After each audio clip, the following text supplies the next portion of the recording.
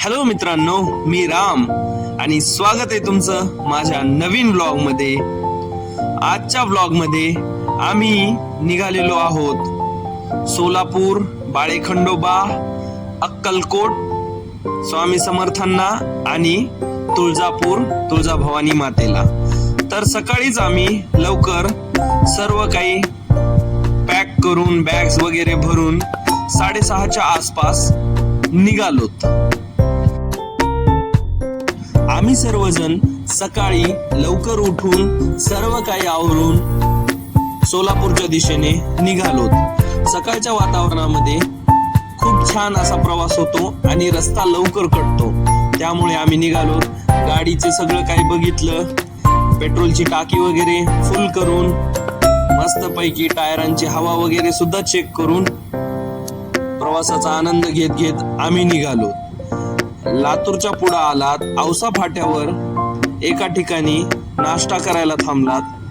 नाश्त्यामध्ये आम्ही मस्तपैकी पुरी भाजी, राईस आणि डोसा वगैरे मागवला. त्यानंतर ते सर्व काही खाऊन नाश्ता करून आम्ही पुढे निघालो. पुढे आम्ही सोलापूरच्या दिशेने निघाल्यानंतर आम्हाला रस्ता तसा एकदम छान आणि भारी होता, त्यामुळे आमच्या बंधूंना गाडी चालवण्यात एक वेगळीच मजा येत होती. 2-2.5 तासाच्या प्रवासानंतर आम्ही फायनली सोलापूरला पोहोचलो. बाळेला आलो. बाळे हे गाव सोलापूर पुणे महामार्गावर फक्त 5 किलोमीटर लांबीवर आहे. ह्या मंदिराबद्दल एक अशी आख्यायिका ऐकली होती की इथले जे पाटील होते मानकोजीराव, त्यांच्या स्वप्नामध्ये जेव्हा दृष्टांत दिला होता खंडोबारायांनी, तेव्हा त्यांना सांगितले होते की मला एका बालकाच्या स्वरूपामध्ये इथे विराजमान कर. त्यानंतर त्या मानकोजीराव पाटलांनी इथे खंडोबारायांना एका बालकाच्या स्वरूपात विराजमान केलं. त्यानंतर ते दररोज देवाची पूजा, अभिषेक सर्व काही करायचे. त्यांची खंडोबारायावर निस्सीम अशी भक्ती होती. हे मंदिर पूर्ण पाषाणापासून बनवलेले आहे आणि हे मंदिर राज्यातील खूपशा परिवारांचं कुलदैवत सुद्धा आहे. आम्ही इथे पोहोचल्यानंतर रांगेत लागलो. रांग तशी लहानच होती. रांगेला लागल्यानंतर थोडाफार आम्हाला दर्शनासाठी वेळ लागला. त्यानंतर आम्ही गणेशजींचं दर्शन घेतलं आणि मध्ये एंटर केलं. मध्ये एंटर केल्यानंतर समोरच आम्हाला बाल स्वरूपातले खंडोबाराय दिसले. त्यांचं आम्ही मनोभावे दर्शन घेतलं. तिथल्या पुजाऱ्यांनी आमची पूजा करून दिली. पूजा करून दिल्यावर आम्हाला नारळ प्रसाद वगैरे हे सर्व सुद्धा दिलं. ते दिल्यानंतर आम्ही दर्शन घेऊन बाहेर आलात. बाहेर आल्यानंतर साईडच्या गणेशजींचं दर्शन घेतलं. गणेशजींचं दर्शन घेतल्यानंतर बाहेर कुठे जागरण गोंधळ, कुठे भजन कीर्तन हे सर्व सुरू होतं. त्यानंतर आम्ही बाहेर आलात. बाहेर आल्यानंतर देवाला प्रदक्षिणा घालण्यासाठी निघालात. तेव्हा हळद आणि खोबरं एळकोट एळकोट जय मल्हार म्हणत म्हणत आम्ही खोबरं भंडारा देवावर उधळला. त्यानंतर आमच्या बंधूने पण एळकोट एळकोट जय मल्हार म्हणत म्हणत मंदिरावर भंडारा आणि खोबरं उधळलं. ते झाल्यानंतर आम्ही एकदम मंदिराच्या समोर आल्यानंतर तिथल्या देवी देवतांचे दर्शन घेतले. त्यामध्ये उभे असलेले गणपती होते. गणपतींचं आम्ही दर्शन घेतलं. तिथून पुढे आम्ही प्रसादाच्या बाजूला गेलात. प्रसादाच्या तिथे गेल्यावर तिथे प्रसादासाठी रांग होती. मग आम्ही एक ताटली घेतली आणि प्रसादाच्या रांगेला लागलात. प्रसादामध्ये भात, वरण आणि रव्याचा शिरा होता. तो प्रसाद अमृतासारखा होता आमच्यासाठी. ते प्रसाद घेतल्यानंतर एका ठिकाणी बसलात, एका ठिकाणी बसून आम्ही प्रसाद खाल्ला. प्रसाद खाताना मला तिथे 2-3 छोटे छोटे मित्र भेटले. त्या मित्रांना बोलत बोलत आम्ही प्रसाद खाल्ला. प्रसाद खाल्ल्यानंतर ताटली वगैरे धुतली. ताटली वगैरे धुवून झाल्यानंतर देवाचं दर्शन घेतलं आणि तिथून आम्ही अक्कलकोटसाठी निघाला. अक्कलकोटचा प्रवास बाळेवरून फक्त 30-33 किलोमीटरचाच होता. स्वामींचं नामस्मरण करत, स्वामींच्या नामाचा गजर करत आम्ही अक्कलकोटला पोहोचलात. अक्कलकोटला पोहोचल्यानंतर आम्ही गाडी पार्क करून, गाडीची पार्किंग वगैरे करून आम्ही दर्शनासाठी निघालात. दर्शनासाठी आम्हाला थोडंसं चालतच जायचं होतं, कारण आम्ही रविवारी तिथं पोहोचलेलो. रविवार हा तिथं सुट्टीचा दिवस होता आणि त्या दिवशी खूप जास्त गर्दी होती.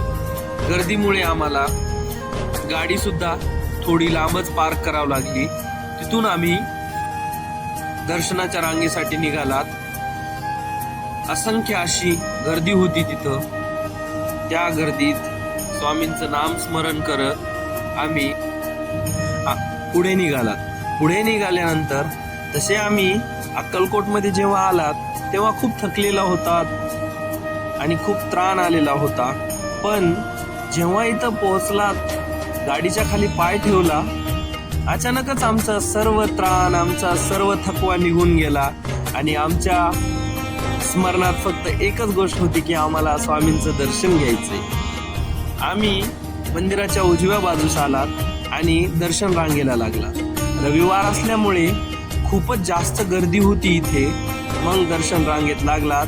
श्री स्वामी समर्थाचा जप करत करत कधी एकदा जवळ आलात समजलंच नाही. त्यानंतर आम्ही मेन गाभाऱ्याच्या दिशेने निघालात. मेन गाभाऱ्याच्या दिशेने जाताना आम्हाला खूपच छान अशी पालखी भेटली. स्वामींची पालखी होती त्या दिवशी. मग त्या पालखीसोबतच आम्हाला एका बाजूने जिकडून जास्त रांग होती तिकडून न जाता पालखीसोबत डायरेक्ट गाभाऱ्यात जायला मिळालं. त्यामुळे आम्ही डायरेक्ट स्वामींच्या समोर गेलात. स्वामींच्या समोर गेल्यानंतर डोळे भरून स्वामीला पाहिलं, त्यांचे आशीर्वाद घेतले, त्यांच्या समोर नतमस्तक झालात आणि तिथून मग बाहेर आलात. दर्शन घेऊन बाहेर आल्यानंतर सभामंडपात बसलात. तिथे बसून स्वामींच्या गादीचं वगैरे दर्शन घेतलं. त्यानंतर वटवृक्षाचं दर्शन घेतलं. त्यानंतर वटवृक्षाचं दर्शन घेतल्यानंतर आम्ही थोडंसं त्या वातावरणात खाली बसलात, आसरा घेतला. तितक्यात आम्हाला पालखी आली. पालखी आल्यानंतर पालखीचं दर्शन घेतलं. स्वामींच्या नावाचा उद्घोष केला. स्वामींच्या नावाचा उद्घोष केल्यानंतर आम्ही हळूच मंदिराच्या बाहेर जाण्यास निघालात. तिथे कीर्तन चालू होतं. कीर्तनाचा थोडासा आस्वाद घेतला. त्यानंतर आम्ही मंदिरातून बाहेर निघण्याच्या वाटेस आलात. तिथे थोडंसं मंदिरात स्वामींचं साहित्य वगैरे आम्ही घेतलं. साहित्य घेतल्यानंतर स्वामींना प्रणाम केला. प्रणाम करून स्वामींना आम्ही महाप्रसादाच्या दिशेने निघालात. महाप्रसादाला खूपच जास्त गर्दी होती, त्यामुळे आम्हाला महाप्रसाद काही भेटला नाही. मग आम्ही स्वामींच्या पाया पडला आणि तिथून तुळजापूरच्या दिशेने निघाला. तुळजापूरच्या दिशेने निघाला. अक्कलकोटची सर्व सुविधा खूपच चांगली होती. मग तुळजापूरच्या दिशेने निघालात तेव्हा सोलापूरला आलात आणि सोलापूरचं डीमार्टला आलात. सोलापूरचं डीमार्ट हे सगळ्यात फेवरेट माझं होतं. मग आम्ही तिथे थोडीफार शॉपिंग वगैरे केली. शॉपिंग करून डीमार्टमध्ये थोडी मस्ती केली. त्यानंतर आम्ही बाहेर आलात. बाहेर आल्यावर आईस्क्रीम वगैरे, पॉपकॉर्न वगैरे घेतले. ते सर्व घेऊन आम्ही तुळजापूरच्या दिशेने निघालात. तुळजापूरचा रस्ता तसा तिथून 30-40 किलोमीटरचाच होता. 30-40 किलोमीटरचा प्रवास करून आम्ही फायनली तुळजापूरला आलात.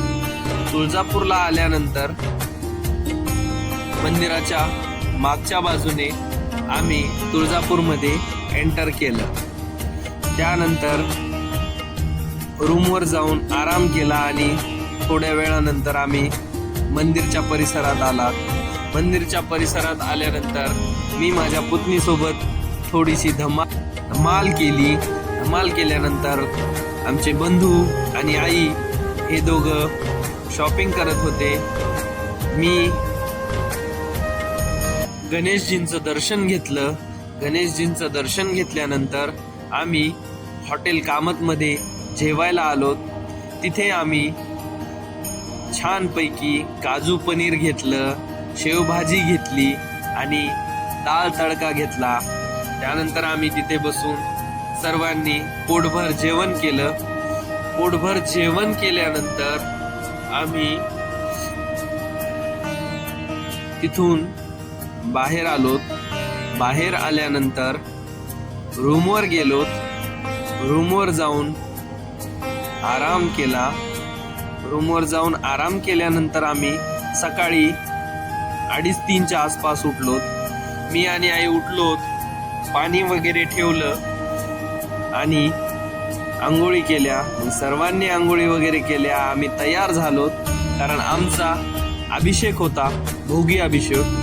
त्यामुळे मग आम्ही भोगी अभिषेकासाठी आम्ही मंदिरात आलो. मंदिरात आल्यानंतर दत्त मंदिराचं दर्शन घेतलं. दत्त मंदिराचं दर्शन झाल्यानंतर सिद्धिविनायक हे उजव्या सोंडेंचे गणपती तिथे होते, त्यांचं सुद्धा दर्शन घेतलं. आम्ही मंदिरामध्ये 4-5च्या सुमारात आलेलात, पण गर्दी अशी बरीच होती. मग आम्ही तिथल्या वातावरणाचा आनंद घेतला.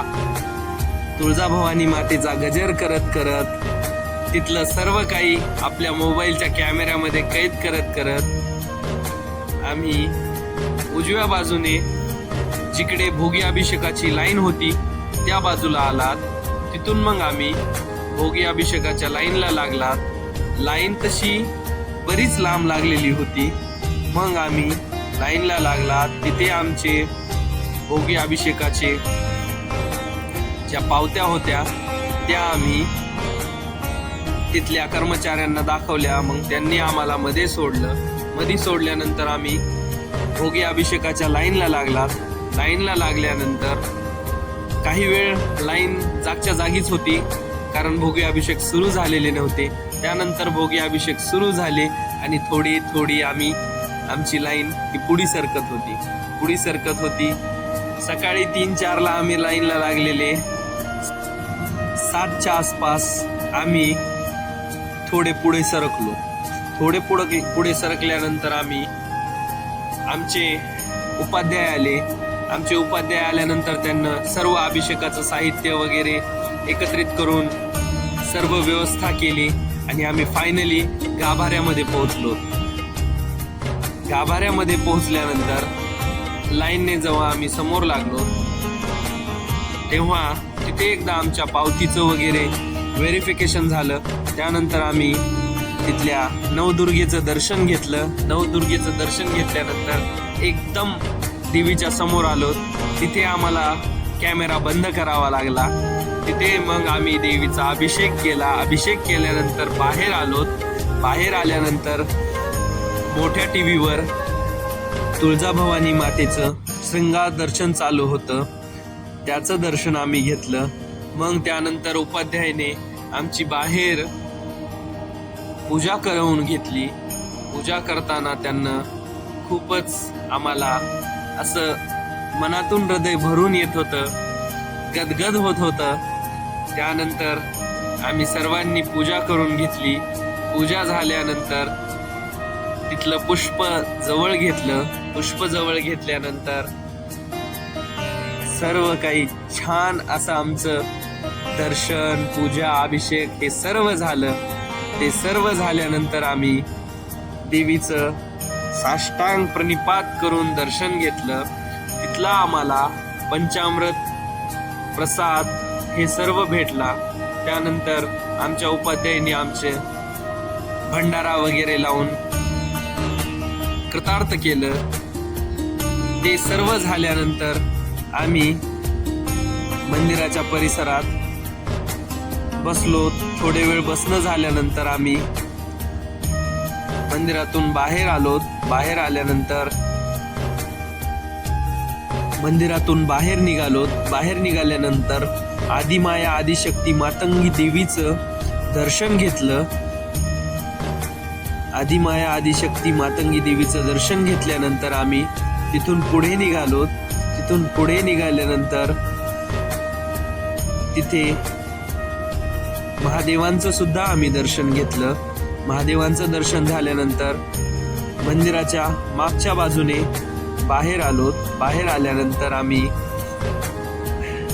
तिथे श्रीकृष्णांचं दर्शन घेतलं.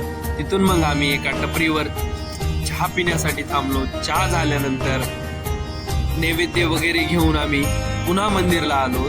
आमचा नैवेद्य वगैरे आमच्या उपाध्यायांनी देवीला दाखवला आणि तिथून मग आम्ही पुढे घराच्या मार्गाने निघालो.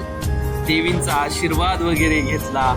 तुळजाभवानी मातेच्या कृपा आशीर्वादाने आणि तेजाने स्वतःला खूप भाग्यवान समजून आम्ही पुढे निघालो. पुढे निघाल्यानंतर परळीकडे येत असताना एका ठिकाणी थांबून रस वगैरे घेतला आणि तिथून मग आम्ही परळीच्या दिशेने म्हणजेच घराच्या दिशेने वाटचाल केली. अशा प्रकारे आमचं दर्शन वगैरे सर्व काही झालं.